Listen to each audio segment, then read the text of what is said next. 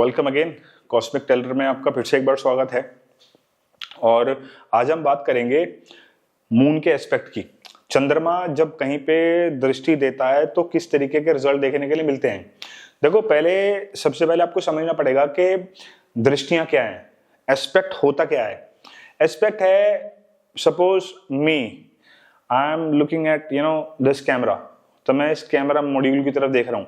तो मैं क्या काम कर रहा हूँ, मेरी जो पूरी आई साइट है वो कंटिन्यूअसली, पूरी जो एनर्जी है, मेरा जो फोकस है वो कहाँ जा रहा है, इस कैमरे के लेंस के ऊपर जा रहा है। तो मैं बहुत ही प्रिकॉशनरी इस लेंस को लगातार देख रहा हूँ। तो किसी भी प्लैनेट की, कोई भी प्लैनेट हो वो, जब वो कहीं देखेगा तो अपनी जो उसकी नेचुरल सिग्निफिकेंस है, जो उसकी कारक अवस्था है, वो वहां पे उसको नेचुरली पुट करने की कोशिश करेगा। कोशिश नहीं बल्कि इनफैक्ट करेगा, कर रहा है। तो दृष्टियां क्या हैं हर प्लैनेट को जो है ना वो अलग दृष्टि दी गई है। जैसे आप देखो कि राहु, केतु, शनि, मंगल, इनको 3 दृष्टियां दी गई हैं। वहीं आप अगर आप बुध को देखोगे, आप चंद्रमा को देखोगे, आप अगर सूर्य को देखोगे, तो उनको एक ही दृष्टि दी है। कौन सी दृष्टि दी है? वो 7वीं दृष्टि दी है। तो मतलब क्या है, एक ही दृष्टि, मतलब कॉन्टिन्यूसली वो एक ही चीज पे लगातार फोकस कर रहा है अपना, उसका ध्यान कहीं और नहीं है। जैसे शनि का ध्यान क्या है, शनि के पास तीसरा एस्पेक्ट है, तो शनि क्या काम कर सकता है, टेढ़ी दृष्टि से अपने 3rd हाउस को भी देख सकता है। जहां से बैठा है वहां से 3rd हाउस को भी देख सकता है। लेकिन वहीं अगर चंद्रमा की बात करी जाए तो चंद्रमा जहां बैठा है वो केवल अपने से अपने को सामने वाले को देख सकता है। Like a chess. आप देखो, चेस में जो है हाथी के पास क्या है, हाथी के पास केवल एक ही चाल है, वो सिर्फ सीधा ही चल सकता है। घोड़ा क्या काम कर सकता है, घोड़ा किसी चीज को कूद के अपने 2.5 कदम भी रख सकता है ना। तो ये दृष्टियों की इंपॉर्टेंस है कि अब वो जो प्लैनेट है वो किस किस लेवल पे कहां किस किस को देख सकता है। अब देखो, दृष्टियां क्या हैं। दृष्टि में जो मेन फर्क आता है वो फर्क कहां पे आता है, जब ना कोई प्लैनेट, देखो वो प्लैनेट किसी ना किसी राशि में बैठा होगा, वो प्लैनेट किसी ना किसी नक्षत्र के अंदर बैठा होगा, उस प्लैनेट को कहीं ना कहीं से दृष्टियां मिल रही होंगी और वो प्लैनेट कहीं ना कहीं दृष्टि दे रहा होगा। एंड इंपॉर्टेंटली, वो जो प्लैनेट है, वो जो पर्टिकुलर ग्रह है, वो किसी ना किसी घर को रूल करता होगा। फॉर एग्जाम्पल, कोई प्लैनेट 6ठे घर को रूल करता है, तो 6th हाउस क्या है, ऑब्स्टिकल का हाउस है, एनिमीज का हाउस है, मेहनत का घर है। वहीं अगर 10th हाउस क्या है, अगर वो मान लो प्लैनेट जो है वो 10th हाउस को रूल करता है, तो 10th हाउस क्या है, 10th हाउस आपकी रेपुटेशन का है, obligation to the society, in general आपका पूरा काम है, आप जो भी आप काम करते हो उसको बताता है। शनि का अपना घर है।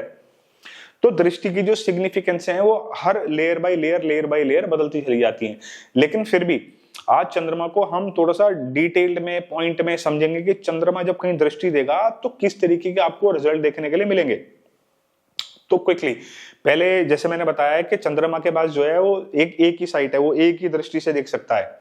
तो फॉर एग्जाम्पल, जो लोग बिल्कुल बेसिक लेवल पे बिल्कुल नए हैं उनको थोड़ा समझने में आसानी होगी।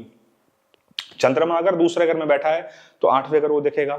चंद्रमा तीसरे घर में बैठा है तो सीधा 8वें घर को देखेगा। चंद्रमा अगर 4थे घर में बैठा है तो 10वें घर को देख सकता है। चंद्रमा अगर 6ठे घर में बैठा है तो चंद्रमा सीधा 12वें घर को देख सकता है। इसका मतलब क्या है कि वो जो प्लैनेट है वो जहां पे भी बैठेगा वहां से अपनी 7वीं दृष्टि को अपनी नजर डालेगा और अपनी कारक अवस्था को, जो भी उस जिस चीज को प्लैनेट वो सिग्निफाई करता है, वहां पे अपनी एनर्जी को डालेगा। और साथ साथ उसने कैसी एनर्जीज को अपने साथ कैरी कर रहा है, उन एनर्जीज को भी उस घर में जाके पुट करेगा। तो चंद्रमा क्या है? चंद्रमा है आपकी मदर, चंद्रमा है आपके इमोशंस, चंद्रमा है मदरली नरिशमेंट। देखो, फादर भी नरिश करता है बच्चे को और माँ भी नरिश करती है बच्चे को, लेकिन जो माँ की नरिशमेंट है और जो एक फादर की नरिशमेंट है, दोनों में जमीन आसमान का फर्क है। ठीक है। और चंद्रमा क्या है? चंद्रमा फ्लक्चुएशन है। चंद्रमा क्या है? चंद्रमा है चीटिंग। सुनने में बिल्कुल नया लगेगा, but yes, moon is biggest cheater. आप जब कभी डिटेल में इसको पढ़ोगे, जब मैं कभी अपना एस्ट्रोलॉजी का कभी कोर्स लेके आऊंगा, आई डोंट नो कब आएगा वो, बट यस, समहाउ समवे जब भी आएगा तो उस समय आपको you will get to know many things about moon, कि मून एक्चुअली है क्या। जब आप उस समय मून के बारे में सुनोगे, समझोगे, तो आपको बिल्कुल मून को, चंद्रमा को देखने का पर्सपेक्टिव बदल जाएगा। फिर जैसे ही आप देखोगे कि इस घर के अंदर चंद्रमा बैठना है तो वो यू लव इट। तो फॉर एग्जाम्पल चंद्रमा जो है वो अष्टम भाव में बैठा है फॉर एग्जाम्पल, और अष्टम भाव से वो सीधी दृष्टि कहां दे रहा है, वो दृष्टि दे रहा है दूसरे भाव को, दूसरे घर को दृष्टि दे रहा है। तो वो जो अपनी सारी सिग्निफिकेंस है वो दूसरे घर में लेके आएगा। जैसे दूसरा घर किस चीज का है, दूसरा घर है आपकी इकट्ठे हुए पैसे का है ना, खाने पीने का, आपकी फैमिली का। वहां पे उस घर के प्रति फ्लक्चुएशन लेके आएगा, उस घर के प्रति नरिशमेंट लेके आएगा, उस घर के प्रति प्रोटेक्शन लेके आएगा। क्योंकि एक मां से बड़ा प्रोटेक्टर कौन होगा? माँ अब कितना ज्यादा प्रोटेक्ट करती है अपने बच्चों को, कितना ज्यादा बचा के रखती है हर सिचुएशन में। इवन दो समहाउ समवे कभी कभी बच्चा गलत भी हो गया तब भी उसको प्रोटेक्शन देगी, माँ का काम है। तो वो 8वें घर से बैठ के अपनी सारी एनर्जी को इन्फ्लुएंस करेगा। रिमेंबर मैंने क्या कहा था कि वो जो चंद्रमा है वो किसी घर को रूल भी कर रहा हो आपके बर्थ चार्ट के अंदर। तो अगर वो 6th हाउस को रूल करता है, 6th हाउस को रूल करने के बाद वो 8th हाउस में बैठा है और 8th हाउस से सीधी ये वो दृष्टि डालेगा दूसरे भाव पे, तो उन दूसरे भाव में वो सारी एनर्जीज को अपनी पुट करेगा। वहीं एक तरफ अगर एनिमिटी लेके आएगा तो वहीं दूसरी तरफ माँ का नरिशमेंट भी लेके आएगा, प्रोटेक्शन भी लेके आएगा, वहां चीजों को लेके भी आएगा। वहीं आप अगर चंद्रमा को रखोगे 4th हाउस में, तो 4th हाउस से जो चंद्रमा है वो सीधा दृष्टि देगा किसको? 10th हाउस को। तो वहां पे क्या देखने को मिलेगा? 10th हाउस आपके क्या है? आपके कर्म है। तो 10th हाउस में आपको क्या देखने के लिए मिलेगा? 10th हाउस में मिलेगा कि आदमी अपने काम के प्रति थोड़ी मदरली टाइप फिगर होगा, इमोशनल होकर थोड़ा सा ज्यादा काम करता होगा, लोगों के साथ जुड़ के काम करता रहा होगा। इसकी जॉब में, बिजनेस में एक शिकायत जिसको कहते हैं फ्लक्चुएशन, वो देखने के लिए मिलेगी। हो सकता है कि इसके साथ, इस व्यक्ति के साथ वर्क प्लेस पे कोई ना कोई चीटिंग वाला एलिमेंट देखने के लिए मिले। इधर दे विल चीट, और या इनके साथ चीटिंग होगी, या तो ये किसी को धोखा देंगे या इनके साथ धोखा होगा। तो वो जो एलिमेंट है चंद्रमा अपना पूरा का पूरा एलिमेंट उसमें डालेगा। और वो जो लेयर है ना, इंपॉर्टेंटली आप उसको नहीं भूल सकते कि चंद्रमा जो है वो इंपॉर्टेंटली बैठा किस राशि के अंदर है, किस नक्षत्र के अंदर वो बैठा है, तब आप इसकी और डिटेल में इसको डिकोड कर पाओगे। अब सपोज आपकी कुंडली के अंदर, आपके बर्थ चार्ट के अंदर चंद्रमा जो है वो सपोज रूल करता है 3rd हाउस को, है ना।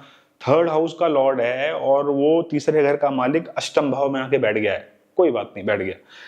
अब आप क्या देख रहे हो कि जब भी कोई, अब तीसरा घर किस चीज का है? तीसरा घर है छोटी यात्राओं का, शॉर्ट डिस्टेंस ट्रैवल का।